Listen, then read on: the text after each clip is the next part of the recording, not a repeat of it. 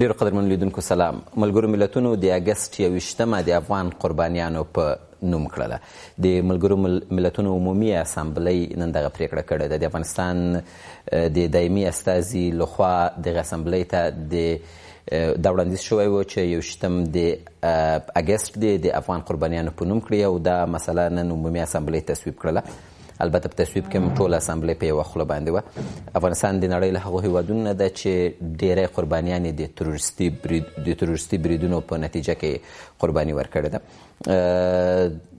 د ملګرو ملتونو عمومي اسامبلۍ یو پریکړه لیک هم صادر کړ چې په دې کې راغلي دي له ټولو غړو هیوادونو اړوند موسساتو او همداراز له ټولو نړیوالو او سیمه ییزو موسساتو مدني ټولنو څخه یې غوښتي دي چې دا ورځ د هر کال په مناسب ډول باندې ولمانځل شي. بحث دا ده چې درسته ده یو ورځ خو به د افغانستان د قربانیانو په نامه باندې ونومول شي او دا به ولمانځل شي. په شعار کې به تر یو بریده پورې یو څه وشي، اما اساسي بحث دا ده چې ملګري ملتونه ولې د دغې غمیزې پای ته رسولو لپاره کوښښ نه کوي. دویمه مهمه پوښتنه دا ده چې دا قربانیان اوس څنګه تفکیک کېدلی شي، چې څنګه دا د تروریستي ډلو لخوا څخه قربانیان یا د تروریستي اعمالو او بریدونو قربانیان دي. حال دا چې مخالفین هم دلته خلک وژني، امریکایان چې د بشري حقونو تر عنوان لاندې راغلي دي دوی هم خلک وژني او افغان حکومت هم په یو ډول باندې دغه وژني. دغه تفکیک هم مهم ده او په دې باندې په ننني بحث کې خبرې کوو. له ما سره په بحث کې ډېر قدرمن میلمه ښاغلی ولي الله شاهین، لیکوال او د سیاسي مسلو شنونکی را سره بحث کوي. میلمه ډېر ښه راغلاست شاهین صاحب. فکر کوئ دغه ورځ به د افغانانو د قربانیانو په نوم باندې که نړیواله ورځ ونومول شي د افغانانو درد دوا کولی شي؟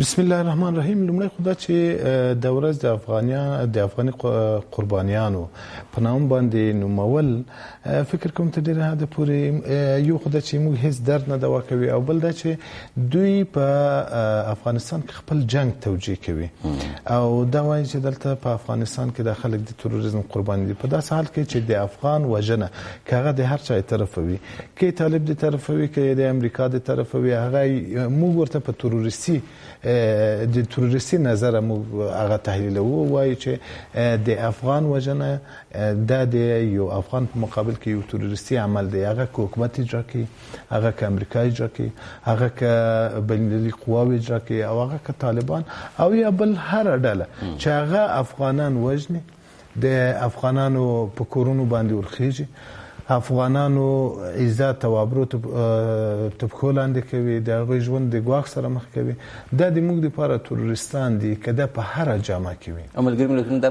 بحث باید تفکیک کړي او که نه؟ او ملګري دا خو اوس یوازې تروریستي یعنې په ځان مرګو بریدونو کې څوک وژل کېږي یا قرباني ورکوي، په جګړې کې څوک وژل کېږي، دوی ته ډېر ګوته نیول کېږي که نه؟ چې مقابل لوری ده، مخالف لوری طبیعي ده، د جنګ یوه برخه ده.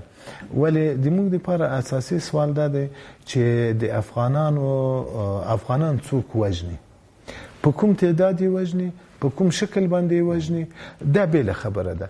ولې مهم ټکی دا دی چې افغانان هر څوک وژني هغه د موږ په نظر کې تروریستان دي، چې په هر عنوان یې وژني هغه موږ په نظر کې تروریستان دي. بین‌المللي قواوې یا بین‌المللي جامعه چې په افغانستان کې ده متاسفانه دغه تفکیک نه کوي. دوی هغه خلک چې په انتحاري حملو کې وژل کېږي هغه قربانیان بولي، و د هغه خلک چې په خپل کور کې د خپلو اطفال او د خپلو زنانو سره په خپلو کورو کې په امن او امنیت کې غواړي ژوند وکړي، آرامه ژوند وکړي، هغه خلک چې په خپله بستره کې وژل کېږي، د شپې په کور باندې چاپي ویل کېږي، هغه خلک هم قربانیان دي. هغه هم تقریبا دغسې مساوي حق لري لکه دغه نور افغانان چې لري. بناءً اساسي ټکی په مسله کې دا دی. بخښنه غواړم شاهین صاحب، تاسو په خبرو کې په لومړي سر کې چې یوې مسلې ته اشاره وکړله، تاسو وایئ چې جګړه توجیه کوي. دا جګړه چې کومه روانه ده دا نو څنګه توجیه کوي؟ دقیقاً ته چې کله د هغې ډلې په اړه باندې قضاوت کوي، یو طرفه قضاوت کوي چې دغه ډله چې کوم خلک وژني نو دا تروریستي عمل دی، ولې دا دوی چې وژني دا تروریستي عمل نه دی. دا نتیجتا دغه یوه خبر افاده کوي چې دوی خپل جګړې ته په افغانستان کې داسې مشروعیت ورکوي چې زموږ جګړه خو برحقه ده، خو د طالب جګړه ناحقه جګړه ده. نو که د دې ناحقه جګړې څو قربانیان وي په افغانستان کې د هغې دپاره د ورځ نمانځل کېږي، او د دې خو برحقه جګړه ده که په هغې کې بې ګناه افغانان هم وژل کېږي نو څه باک نه لري. بنا دلته یو دوه مخیزه سیاست په دې مسله کې هغه د روی کار دی او یو سیاسي هڅه ده د خپل جګړې د دوام او د خپل جګړې ته د مشروعیت ورکول لپاره نور د یوې ورځې تعینول د افغانانو هیڅ درد په دې باندې نه دوا کیږي، نه په دې باندې څوک راژوندي کیږي، نه په دې باندې د مرګونو مخه نیول کیږي. که چیرته بین‌المللي جامعه دا چې څه باید وکړي او کوم مسؤلیتونه دي په دې باندې مفصله خبرې وکړو. اجازه راکړئ لږ د ملګرو ملتونو په دې جوړښت او په دې شتون باندې خبرې وکړو. نو که په یو ډول باندې د جګړې د توجیه بحث دی رامنځته کوي، نو ملګري ملتونه یې ولې رامنځته کوي؟ فکر نه کوئ چې بیا د ملګرو ملتونو خپلواکي تر سوال لاندې راځي؟ دا جګړه خو د امریکا جګړه ده چې دلته شروع شوې. تاسو که یوې خبرې ته متوجه وئ چې بین‌المللي جامعه ټوله د امریکا تاثیر لاندې ده او ملل متحد د امریکا د اهدافو د تحقق لپاره یوه بهترینه وسیله ده. امریکا چې کله په افغانستان باندې یرغل کولو په هغې وخت کې هم د مشروعیت د ملل متحد د امنیت د هغه نه واخیستو، د سازمان نه واخیستو او راغلل دغلته یې عملیات شروع کړل، د افغانانو په کورو کې افغانان یې دربدره کړل. نو بناء ملل متحد کوم داسې بې طرفه جهت نه دی چې هغه د افغانانو او یا د کوم بل ملک د منافعو دپاره ژمن جهت اوسي. کل د تقریبا په دقیقه توګه باندې د امریکا د اهدافو د تحقق لپاره یوه بهترینه وسیله ده چې په هر ځای کې امریکا غوښتې وي مداخله وکړي. هر نوع مداخله د هغې دپاره یوازینۍ لاره ملل متحد وي چې د ملل متحد د چتر لاندې راځي، بیا په هغې ملک کې خپل اهداف په مخ باندې بیایي. او ملل متحد که تاسو وګورئ مثلا په دې تېرو ورځو کې چې بیت المقدس په اړه باندې کوم هغه رایګیري وه چې دا د اسرائیلو دغه شي پایتخت شي یا نه، په هغې کې د اکثریتو ملکونو رایه ورکړه چې بیت المقدس د اسرائیلو دغه نه دی، پایتخت نه دی. خو دغه ټوله موافقه چې تقریبا په هغې کې د 100 نه زیات ملکونه وو او په تایید سره یې دا وویل چې دا باید د اسرائیلو پایتخت نه اوسي. دغه فیصله چا ماته کړه؟ امریکا په ویټو باندې. ویټو یا د نقص حق دا څو غټو ملکو ته حاصل دی چې زیاته استفاده بس هم دغه د امنیت شورا د غړي چې کوم دي د 15 دایمي غړي چې کوم دي، حال دا چې په افغانستان کې 3 غړي یوازې له چین او روسانو نه پرته انګریزان او فرانسویان او امریکایان دلته عملاً دا جګړه شروع کړې ده که نه. اوس نو که جګړه دی شروع کړي خو د مسؤلیت دې ته نه ورګرځي چې دا جګړه خو تاسو شروع کړې ده او د کوم هدف لپاره هم شروع کړې هغه هدف ته هم نه یاستئ رسېدلي. دوی متاسفانه په یو غلط آدرس باندې دغه جګړه شروع کړله او په غلط شکل باندې د جګړه په مخ باندې بوتلله او دا جګړه چې په کوم شکل باندې باید شوی وای په هغې شکل باندې دوی ونه کړه. خو دوی د هر ځای دپاره، د هرې منطقې دپاره، د دنیا د هر ګوټ دپاره 100 کلن 50 کلن 200 کلن پلانونه لري. د هغې پلانونو مطابق مخکې ځي. حتی د نیویارک او د واشنګټن د 11 د سپتمبر چې کومې پیښې وې د هغې په اړه باندې ویل کېږي چې هغې کې پینټاګون یا سی آی ای عملا دخیل و، د خلکو ته لاره خلاصه کړه چې هغوی دغسې یو عمل وکړي او دوی ته یوه داسې ذریعه او یو داسې سبب او یوه داسې لاره ور جوړه کړي چې دوی بیا د دې په واسطه باندې لاړ شي او د دنیا په هر ګور کې چې غوښتي وي څنګه چې بوکسونه وارکړي او څنګه چې لغتې وارکړي هغسې مخه یې خلاصه وه. دقیقا همدغسې هم شول. کله چې په نیویارک کې دغه حملې وشوې د 11 د سپتمبر، نو امریکا بېدرنګه راغله په افغانستان کې د القاعده نه انتقام اخیستو. القاعده یوه بین‌المللي شبکه وه چې هغې په هر ځای کې خپلې ډلې ټپلې درلودې، خپل ګروپونه یې درلودل. نو مشخصا تاسو ولې افغانستان ته راتلی؟ بیا دلته چې کله راغلی څو کاله وړاندې تاسو په یاد دي چې د القاعده رهبر اسامه بن لادن په بیټاباد کې ووژل شو، په افغانستان کې ونه وژل شو. بناء او یا هم د مخدره موادو شعار چې ورکوي، د دیموکراسۍ شعار چې ورکوي، برعکس روان دي. مخدره مواد زیات دقیقاً ټول برعکس روان دي. د خپل مصالحو لپاره دغه د افغانستان وضعیت پرتنشه جوړوي، د افغانستان وضعیت ګډوډ جوړوي. په افغانستان کې د که چیرته امن راشي بیا د دوی د بقا او د دوی د پاتې کېدل ته یو سوال لاندې راځي بنا دوی باید دغه وضعیت په دغسې شکل کې وساتي چې د موجودیت دلته د یو ضرورت په شکل باندې محسوس شي. دغه عمومي نظریه د دې په اړه باندې نور خو د کاکا زمون نه دي چې دوی دلته راغلي موږ ته افغانستان جوړ کړي. او اصلا تاسو د USAID دغه وګورئ برنامه وګورئ چې هغه په میلیونو ډالر په افغانستان کې مصرفي ولی د دې د اصولو مطابق په افغانستان کې په زیربنایی کارو باندې یو سنت هم سرمایه گذاری نکوي نه کوي. دا د دې اصول دي. که چیرته مثلا د افغانستان دولت د خلکو ته ویل چې تاسو موږ ته په میلیونو ډالر باندې د ازبکستان او د نورو ملکونو هغه خلې برق خلې پیسې راکوي په همدې پیسو ولې موږ ته ډیم نه جوړوي په دې پیسو باندې ولې موږ ته د اوبو بندونه نه جوړوي ولې موږ ته توربینونه نه خریداري کوي ولې د موږ هغه بندونه چې هغه احیای مجدد ته ضرورت لري لکه مثلا بند چک یا کجکی او یا د نور ورته بندونه غټ ظرفیت شي په افغانستان کې چې په غټ ظرفیت باندې برق تولیدولای شي ولې په دې باندې سرمایه گذاري نه کوي. کله چې دا موضوع جوتیږي چې USAID چې د امریکایانو پیسې په افغانستان کې لګوي هغه د افغانستان د زیربنایی کارو لپاره یو سن نه مصرفوي سړی واضحا پوهیږي چې دوی اهداف نور دي. جالب ده د امریکا اهداف جالب ده چې ملګری ملتونه دغه اهداف په تحقق کې له امریکا سره په ډول باندې مرسته کوي. دا د افغانانو لپاره جالب کله بحث لکه د افغانستان له جغرافیې نه راوباسل شي درېمه نړۍ هیوادونه ټول لومړی خو د ملګرو ملتونو خپل ایجاد غربي تیوري او د غرب نظریه په اساس باندې ایجاد شوی د نور دنیا ته ویلي چې تاسو راشي د ملګرو ملتونو عضو شي.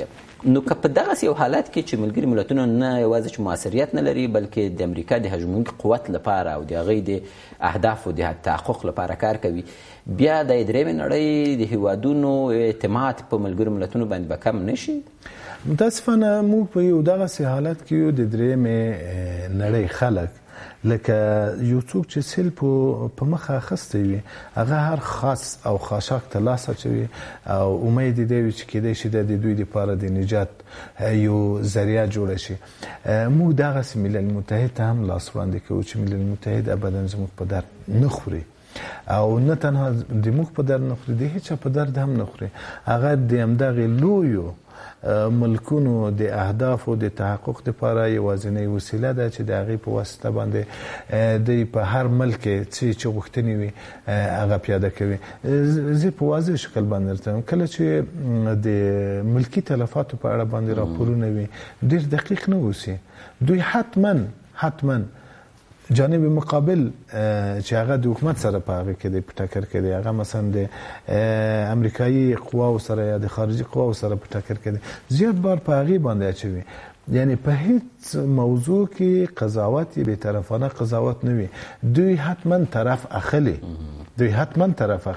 په ټولو مسایلو کې مثلا یوازې د افغانستان په اړه باندې طرف اخلي کنه د ټول نړۍ په اړه باندې د کار په ټوله دنیا کې دقیقاً ملل متحد همیشه د امریکا د اهدافو د تحقق لپاره یو بهترینه وسیله ده او طرفداري هم کوي او هغه فیصله چې ملل متحد په شورای امنیت کې کیږي یا په نورو ادارو کې کیږي هغه کله هم چې د امریکا خواخه نه وي هم نه د عملي شوی دی. مثلا د شرق اوسط یا شرق میانه په اړه باندې چې کوم فیصله ملل متحد کړی دی صحیح ده هغه درسته فیصله دی یعنی که تطبیق شي هغه حد اقل حقوق د خلکو هغه کېږي تحقق مومي ولې ایوای هم نه د عملي شوی ځکه چې امریکا نه دی غوښتي ځکه چې غټو هیوادونو نه د خپل د منشور مخالف روان دي. دقیقاً مخالف لومړی ماده دا د ملګرو ملتونو وجودي فلسفه هم دا ده چې دوی د صلح او ثبات لپاره رامنځته شوي نړۍ کې باید سوله تامین شي. متاسفانه ملل متحد چې په کومو شرایطو کې موجود شو او چا د ملل متحد بنیاد کېښود هغه دغسې څوک نه و چې هغه د نړۍ دپاره دومره ښه نیت ولري او دومره په فکري لحاظ باندې دومره لوړ خلک اوسي. دا په یو بېخونده غوندې ځای کې د ملل متحد تأسیس شوی که تاسو د ملل متحد د تأسیس تاریخچه وګورئ تاسو به خپله حیران شئ چې د یو داسې بدنامه ځای نه په یو داسې شکل باندې یو انګیزه راپورته کیږي او بیا ټوله دنیا هغه مني او په ټوله دنیا باندې خپل غوښتنې تطبیقوي او تحمیلوي.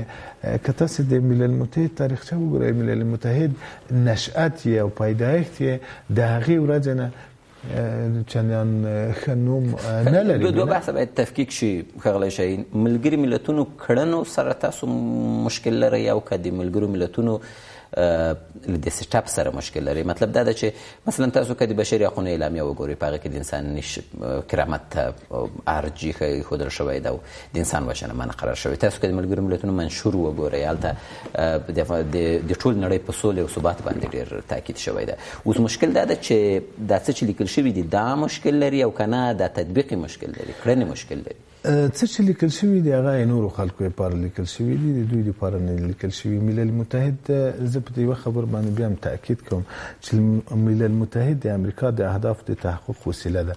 بناء که چیرته د امریکا اهداف د هغه منشور خلاف وی چې هغه ملل متحد هغه تجمن دي او دغه ملکونه چې د ملل متحد کې عضویت لري هغه ورته تجمن دي او خلاف خودي طبيعي ده. مثلا د اتومي وسلو د انتشار مسله ده چې په ټول توان او په ټول زور باندې په امریکا باندې نشي منلای. مثلا د هغه مسله د هوا د ککړتیا مسله ده، بین‌المللي هغه موافقتنامه د هغې نه امریکا سره غړونه کوي. یعنی ملل متحد یو داسې جهت نه دی چې هغه خپلې فیصلې تطبیق کړي او د امریکا په مقابل کې ودرېږي او د امریکا په مقابل کې ودرېږي.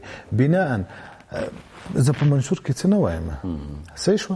زه د ملل متحد په هغه سټرکچر باندې خبرې نه کوم چې دا صحیح دی یا غلط دی، خو زه د ملل متحد په عملی بڼه باندې زه تاسو ته خبره کوم چې عملی بڼه یې د هیڅ په درد دوا نه ده. یوازینی چتر دی چې د هغې لاندې همیش استعماري اهداف په هر ځای کې تحقق مومي. دغه د موږ لپاره موږ کاش کې ملل متحد لکه څنګه چې د نوم نه افاده کیږي چې ملګري ملتونه یا متحد قومونه یا متحد ملتونه، کاش کې دغه نامه د محتوا لاندې دوی همدغه سي کاراکتر هم درلودي چې رښتیا هم ټولو ته په یوه سترګه کتلی، د ټولو ملتونو ته د ورونو په سترګه کتلی. خو چیرته هم چې تاسو ګورئ د هر مهاجرت شاته ملل متحد دی، د هر جګړې شاته ملل متحد دی، د هر دربدرۍ شاته ملل متحد دی.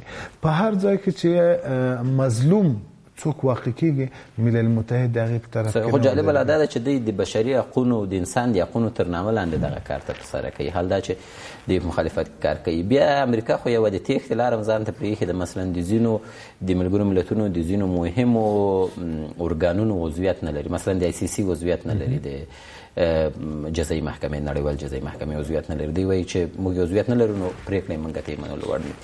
یو بحث دا ده چې به ملګري ملتونه دا وایي چې شاهین صاحب چې موږ راځو ځینې مسایل څېړو. مثلا سبا ته د په امنیت شورا کې د افغانستان په اړه باندې غونډه ده. څو ورځې دمخه ICC محکمه راځي په افغانستان کې خپل څېړنې ترسره کوي چې دلته بشري حقونه نقض شوي دي که نه نقض شوي دي. خو وایي چې دغه د موږ یو څه کوم دي څنګه څه کوي. زه خو حیران دې خبرې ته یم چې دوی به څه کوي او څه وخت به کوي. که د افغانستان د جغرافیې نه لږ اخواته وځو، مثلا په میانمار کې چې د مسلمانانو روهینګیا مسلمانانو هغه قتل عام کیږي، د ملل متحد چیرته دی؟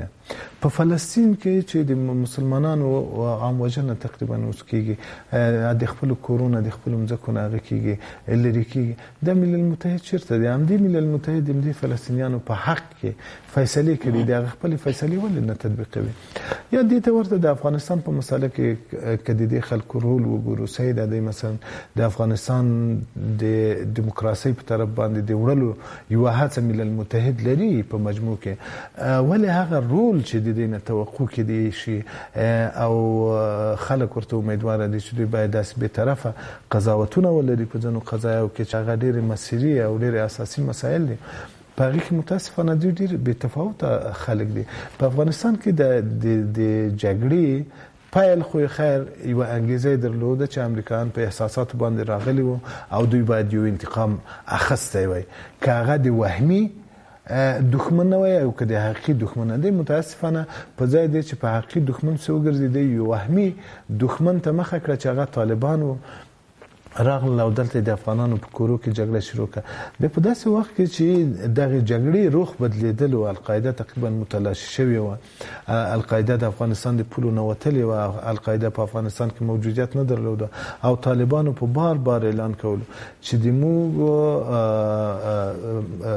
حرکت د افغانستان په جغرافیه کې محدود حرکت دی، موږ هیڅ چا دپاره تهدید نه یو د افغانستان د حدودو نه بهر.